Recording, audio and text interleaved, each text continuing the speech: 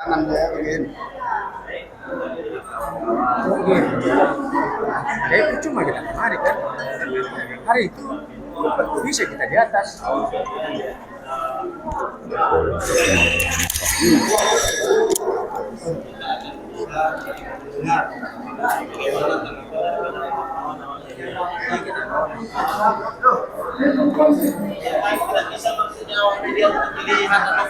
Ini gimana, Pak? Ya inilah, ini situasinya kayak gini nih, ini rata-rata kawan media yang apa namanya, yang mau meliput cuma nggak bisa dapat akses untuk meliput. Kita dikasih undangan untuk masuk, cuma ya rupanya kita di sini cuma untuk ini melihat suasana pengamanan dan lain sebagainya begitu kan. Kawan-kawan yang lain dulu ya, nanti aku ada pula bentar nih, mau balas WA dulu. Siapa nih yang ngomong nih?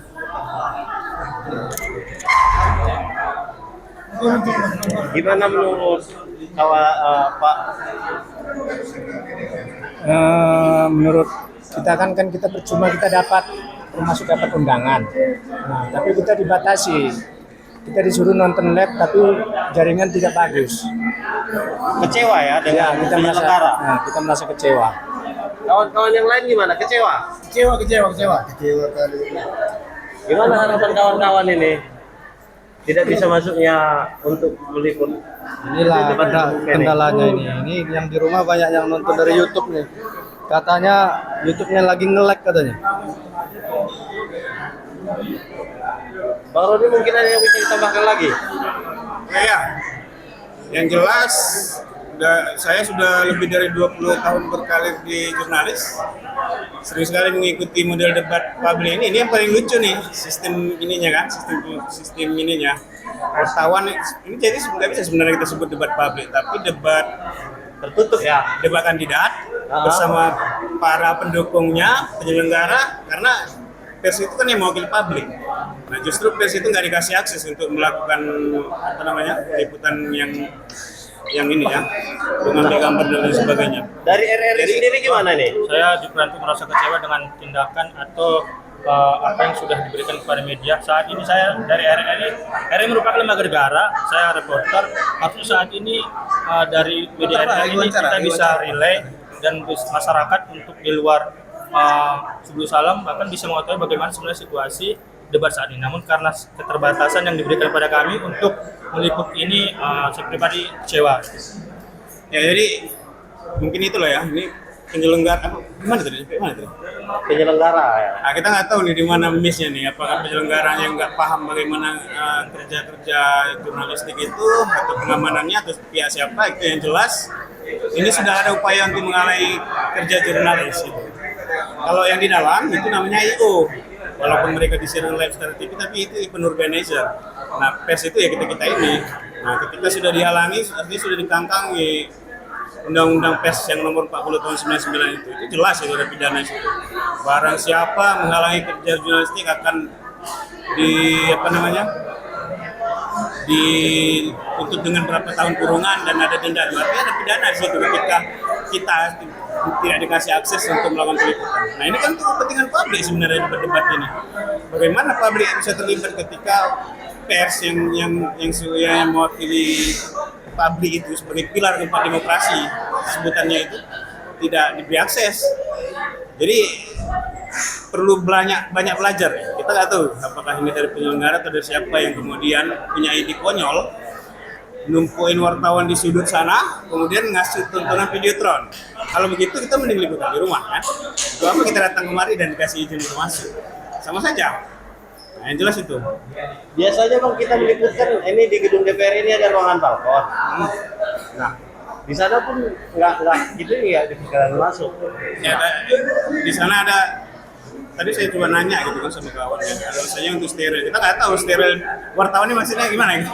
Steril dari wartawan, apakah wartawan itu bentuk simpatisnya atau apa, kita nggak tahu. Yang jelas, yang paling mudah akses untuk kita ngambil audio visual, rekaman, foto dan sebagainya itu kan dari atas. Justru yang di atas itu yang nggak dikasih akses wartawan, ini lucu gitu kan. Perlu banyak belajar lah ini penyelenggara ini. Ya kan? Kalau memang nggak paham aturan, tanya pada orang yang paham aturan. Kita semua sih bekerja berdasarkan undang-undang. Kita pers itu punya undang-undang sendiri juga. Bang Ali spesialis itu. Kita bisa ke itu bang, kita lihat tempat ini ya, yang di tempat yang disediakan terhadap media. Ya, ya. Ayo kita jalan ke sana bang. Baik, kita akan melihat, kita berjalan melihat tempat di mana awak media dipersiapkan tempat, namun kita bisa melihat nah di dalam sudah selesai baca doa, tapi di Videotron ini seperti ini yang terjadi. Jadi kawan-kawan media kecewa terkait hal ini. Kita melihat ini semua kawan-kawan. Gimana bang Abang melihat Videotron ini, bisa menjelaskan bang? Ya, jadi kita kemarin itu bukan untuk liputan, tapi untuk nonton bareng Videotron gitu kan. Makanya lagi-lagi saya bilang ini penyelenggaranya kok aneh begini, nggak paham. Katanya ini buat publik, tapi keterwakilan publik melalui media itu tidak ada di apa namanya, dikasih akses. Kita sini mau liputan apa? Liputan pengamanan atau apa nih, liputan pengunjung gitu. Kita kemarin mau liputan debat kandidat, artinya harus ada, kalau saya TV gitu kan, TV, saya harus bisa shooting itu para kandidat berdebat, suasana dalam ruangan itu yang akan saya publish begitu. Kongko radio juga begitu. Padahal penyelenggara tidak memberi izin untuk masuk ke ruangan utama, Pak ya? Bukan, ini bukan soal izin, tapi akses untuk bagaimana kami bisa mengambil audio dan visual ya. Kalau untuk saya pribadi audio visual, saya harus merekam suasana debatnya itu, bukan merekam suasana pengamanan, bukan merekam suasana di luar. Itu konyol ya, konyol sekali ini. Ini saya 20 tahun lebih berkarya di dunia jurnalistik dan sering sekali, bukan hanya di sini, beberapa daerah mengikuti debat kandidat. Di sini juga dulu pernah gitu beberapa kali kan. Dan ini yang paling lucu saya pikir secara sistem. Ada balkon di atas itu biasanya akses yang paling mudah untuk kawan-kawan wartawan untuk mengambil audio visual, tapi itu disterilkan gitu. Oke, kalau misalnya itu disterilkan, seharusnya ada alternatif lain, misal membuat di dinding ini kaca gitu, sehingga kita bisa nyuting suasana. Ini enggak. Dan kenapa itu harus disterilkan dari wartawan? Itu pertanyaan saya tuh. Ini nanti mungkin akan kita tindak lanjuti. Seakan-akan wartawan tidak steril ya? Iya, kita dikasih bed. Di pintu itu kita diperiksa semua, segalanya itu, bahkan termasuk dengan metal detektor dan lain sebagainya. Tas kita digeledah. Artinya mereka sudah tahu kita wartawan. Kita dikasih bed ini. Kemudian ketika kita masuk, kita tidak dikasih akses untuk ngambil suasana debatnya begitu. Jadi untuk apa Betul. Jadi untuk apa kita diizinkan masuk? Mending kalau begitu penyelenggara atau pihak siapa tadi yang ngatur soal keamanan ini ngasih tahu ke kita di awal, silahkan nonton masing-masing di rumah atau buat di lapangan, karena ini sama aja kita kemarin juga nonton Videotron toh kan. Seperti inilah bang kondisinya. Nah, Inilah situasi terkini ya. Ya. Baik bang, mungkin ada yang mau tambahkan lagi mungkin? Saya boleh. apa tadi Gus? Kekecewaan ya? Sebelumnya apakah tidak tersampaikan secara menyeluruh?